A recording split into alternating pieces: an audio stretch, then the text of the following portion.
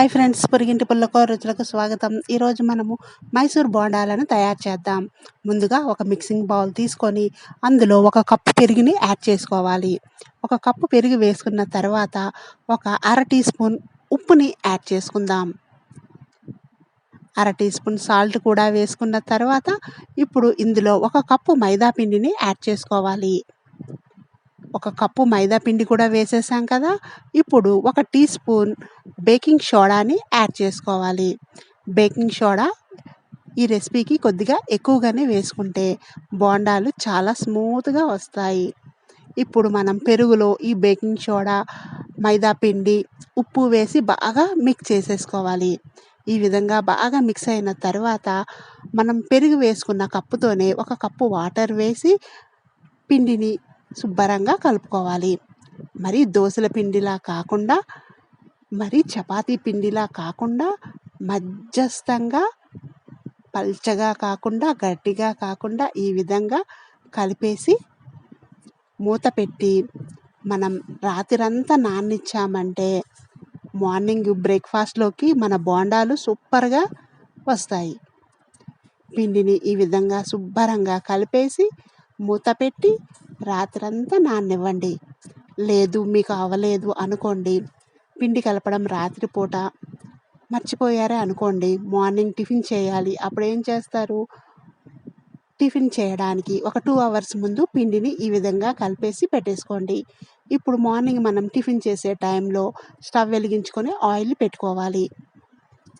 ఇప్పుడు పిండి మీద ఉన్న మూతను తీసి ఇందులో సన్నగా తరిగిన అల్లం ముక్కలు, అలాగే పచ్చిమిరపకాయ ముక్కలను కూడా వేసి బాగా కలుపుకోవాలి. మనం ఎంత బాగా బీట్ చేస్తే బోండాలు అంత సాఫ్ట్గా వస్తాయి. ఈ విధంగా శుభ్రంగా కలిపేసుకోవాలి. కలుపుకున్న తర్వాత ఇప్పుడు ఇందులో ఒక అర టీ స్పూన్ జీలకర్రను యాడ్ చేసుకోవాలి. అలాగే మనం ఆల్రెడీ స్టవ్ మీద ఆయిల్ హీట్ చేసాం కదా, ఒక 2 టీ స్పూన్ల ఆయిల్ కూడా వేసేసుకొని ఇప్పుడు మళ్ళీ ఒకసారి బాగా బీట్ చేసేసుకోవాలి. ఈ విధంగా బాగా కలిపిన తర్వాత ఇప్పుడు మనం చేతికి శుభ్రంగా మైదా పిండి అంటికిపోయి ఉంటుంది కాబట్టి చేతులను శుభ్రంగా ఒక బౌల్లో వాటర్లో చేతినంతటిని శుభ్రంగా వాష్ చేసేసుకొని మళ్ళీ పిండి తీసి అప్పుడు మనం బోండాలను వేయాలి. ఈ విధంగా బాగా కలిపేసుకున్నాం కదా.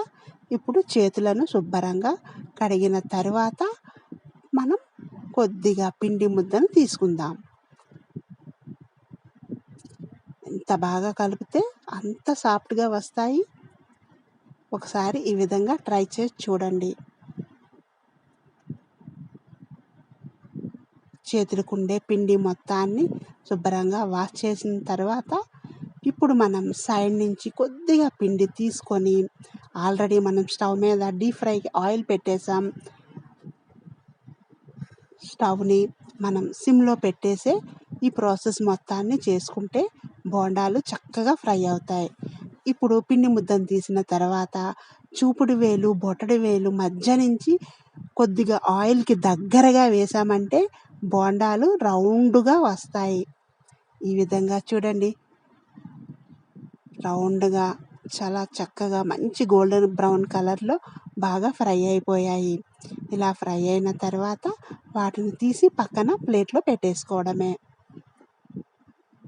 మళ్ళీ మనం బోండాలను వేయాలంటే చేతులను మళ్ళీ చక్కగా కడిగి ఆ తడి చేతితోనే పిండిని తీసి చూపుడు వేలు, బొటని వేలు మధ్య నుంచి పిండిని ఆయిల్కి కొద్దిగా దగ్గరగా పెట్టి వేసామంటే సూపర్గా రౌండ్గా బాల్స్ లాగా వస్తాయి మన బోండాలు.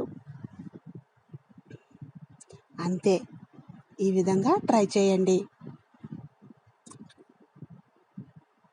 ఇలాగా మొత్తం పిండి మొత్తాన్ని బోండాలను వేసేసుకొని ఇంకా మనం సర్వ్ చేసేసుకోవడమే. చూసారు కదా, ఆయిల్ ఎక్కువగా హీట్ ఎక్కకుండా సిమ్లో పెట్టుకొని స్లోగా చేసామంటే లోపల చక్కగా కుక్ అవుతుంది. మీకు ఏమైనా లోపల కొద్దిగా గట్టిగా అనిపించింది అనుకోండి, అంటే అప్పడాల సోడా, బేకింగ్ సోడా తక్కువైందని అర్థమవుతుంది. ఈ విధంగా చక్కగా ఆయిల్లో స్లోగా సిమ్లో పెట్టుకొని గోల్డెన్ బ్రౌన్ కలర్ వచ్చేంత వరకు నెమ్మదిగా ఫ్రై చేసుకోవాలి. చూసారు కదా, ఈ ప్రాసెస్లో ఒకసారి ట్రై చేసి చూడండి.